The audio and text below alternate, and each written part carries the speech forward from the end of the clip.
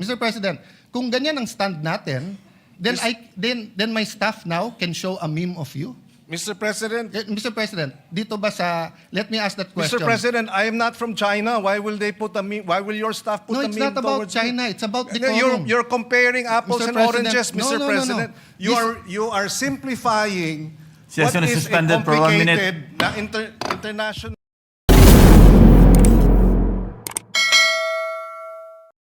Order. This is the resolution expressing the sense of the Senate or condemning the recent public statements issued by the Embassy of the People's Republic of China. To sponsor the measure, Mr. President, is Senator Francis Kiko Pangilinan, and to interpolate is our distinguished Minority Floor Leader, Senator Alan Peter Cayetano. So moved, Mr. President. Senator Francis Pangilinan is recognized to continue sponsoring the measure, and for the period of interpellation, the Minority Leader, Senator Alan Cayetano, is recognized. We are more than willing, Mr. President, to answer. Good afternoon, Mr. President, and to our esteemed colleague, Senator Kiko Pangilinan. May I have the privilege of asking some clarificatory questions to the one of the principal authors and the distinguished gentleman from Pampanga and the rest of the Philippines. Most willingly to our Minority Leader and the gentleman from Taguig and Pateros. Mr. President, during the time of President Duterte, while they're reading the pictures, parating inuulit-ulit ni Justice Carpio, pag hindi ka nag-protest, malulusaw, I don't know his exact term, pero maapektuhan daw claim natin. Did you hear that noise during that time?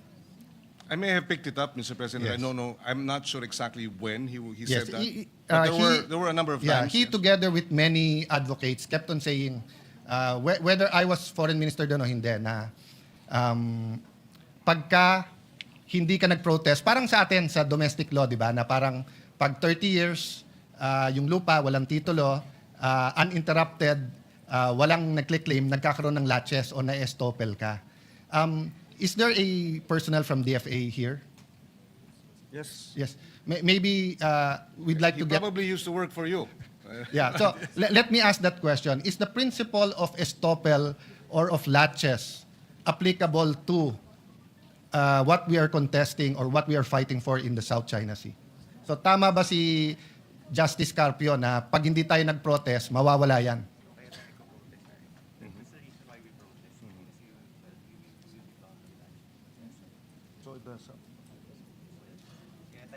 As a general principle, the resource person says yes. Latches may, over time, affect our claims, Mr. Yeah. President. Maybe we have to correct that, Mr. President. Napakadelikado ng statement na yon. Alam niyo bakit? Kasi nung panahon ni President Aquino and even during the Duterte time, we did not protest Vietnam and Malaysia. So kung tama yung sinasabi ni Justice Carpio, wala na tayong claim sa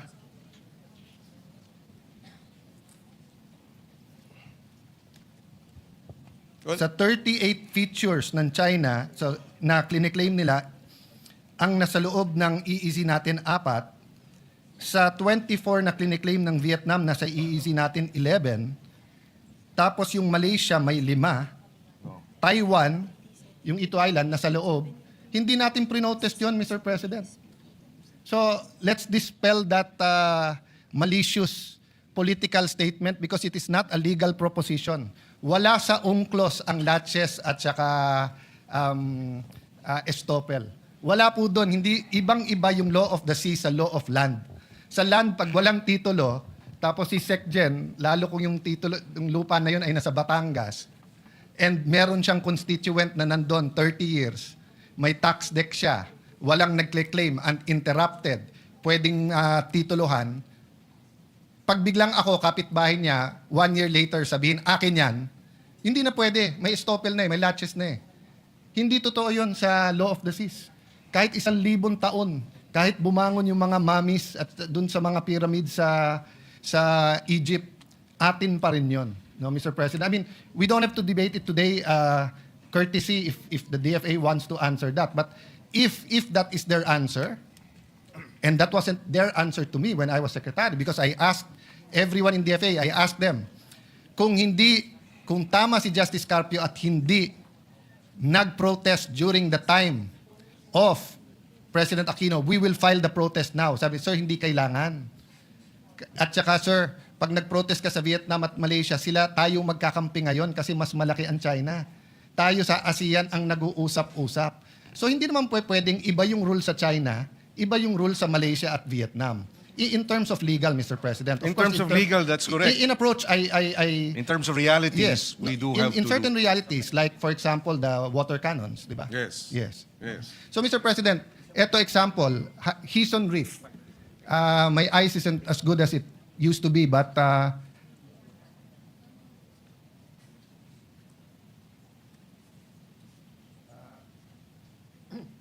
read the radar, I see the battle tank. Go to the next slides para lang makita. O eto, Bailang K. So makikita nyo po dyan, meron pong bunker. Meron pong gun shelter.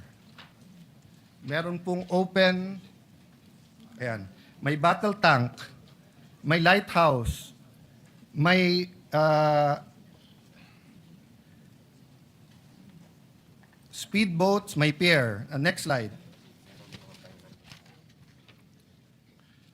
The Sincowe East Reef, if I'm pronouncing it right, ha?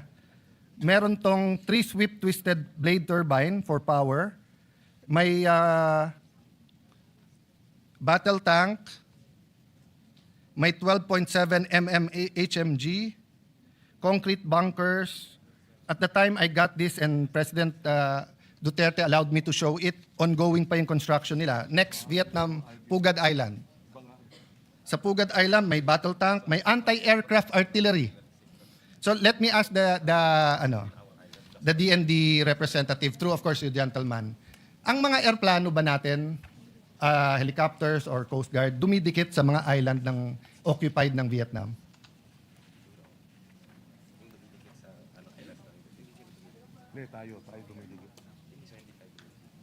Hindi daw tayo dumidikit. Yes. Mr. President. And that is why walang water cannon. That is why hindi natin napapanood sa balita yung you are in Vietnamese territory, move out. Because iniiwasan natin yung sa Malaysia at Vietnam. That's not the only reason, Mr. President. Kasi nga, hindi iniwasan ng China ang Sierra Madre. Sila mali doon, tama tayo doon. I don't contest that. This is my point, Mr. President. We're not being totally truthful to the Filipino people of what's happening sa West Philippine Sea, South China Sea. And as we strengthen to face China, Malaysia and Vietnam are also strengthening. I don't know if the resource person from DND has the information how many submarines does Vietnam have. In the area? There are a number Yes. of... And how many does Malaysia have? also, there I'm sorry, sir. I know you don't have it offhand, but enough to say na marami.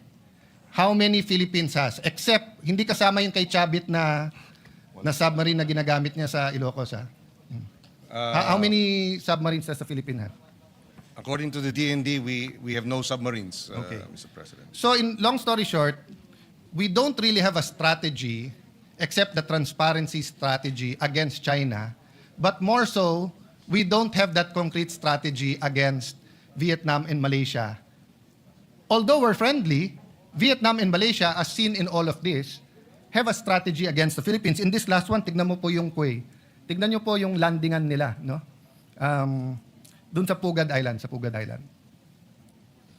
Let's go very fast, with your permission, just to show you yung Malaysian. Let's go to the Malaysian.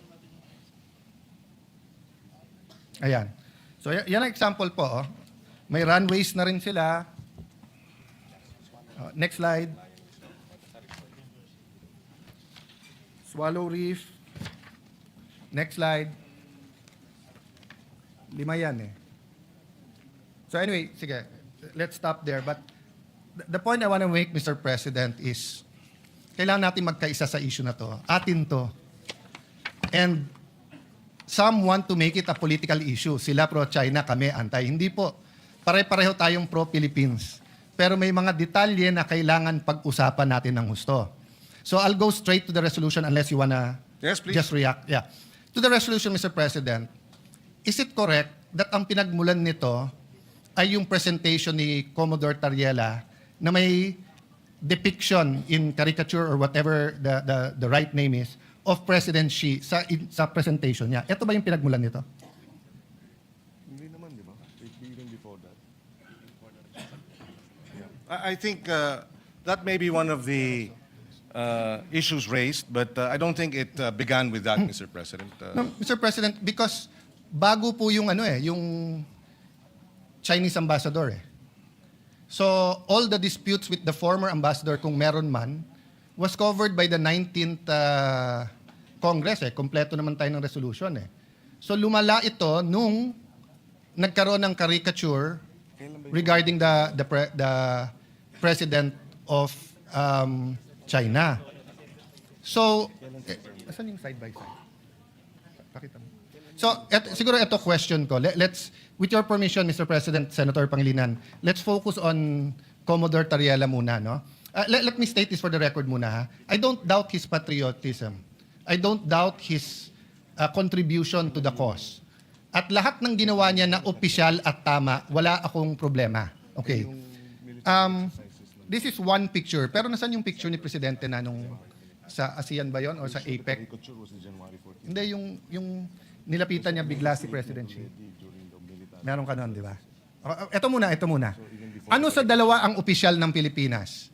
Yung mag-usap tayo, magdebate, ipaglaban natin atin, pero sa simbolo ng watawat at sa simbolo ng Pangulo ng bawat bansa, cordial tayo, or ang opisyal ba natin ay umikot tayo at gumawa tayo ng mga caricature at siraan natin ang image ng presidente ng kabila? Which is our official policy? If I may just clarify, Mr. President, because the mention of the caricature. Mr. President, according to the information, the caricature came out January 14.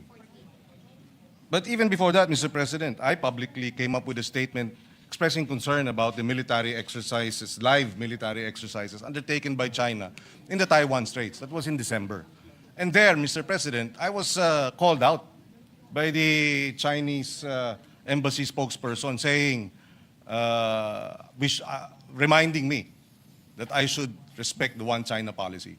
And so the issue of Tariela cannot be isolated, Mr. President. Okay. So, and therefore, if I answer this, it is simplifying, Mr. President, the whole resolution into Tariela's statements. No, it's not, Mr. President. Mr. President, I'll go to the one China policy later on and why you were called out. Because if you remember, the president himself was called out. Exactly, But not Mr. by President. no, because that's their duty. Well, and this is our duty to respond. Yes. Mr. President. Yes. Yes, it's your duty to respond, Mr. President. But To uphold the rights, to uphold our independence, to uphold our freedom of speech, Mr. President. yes, Mr. President, but one of the red lines of China in their diplomatic relations with any country, including the United States, is the one China policy. That's why when the Speaker of the House of U.S. went to Taiwan, they were called out. And there was no issue. Mr. President, and they called, Mr. President, let me finish. Yes. They called, and there was a debate. When President Bongbong said we have to prepare, President BBM, nag-statement. So, wala namang issue eh. Eto stand natin, eto stand nila. Except that, What's Mr. the President, issue there? my experience with Chinese statements, Mr. President, is that they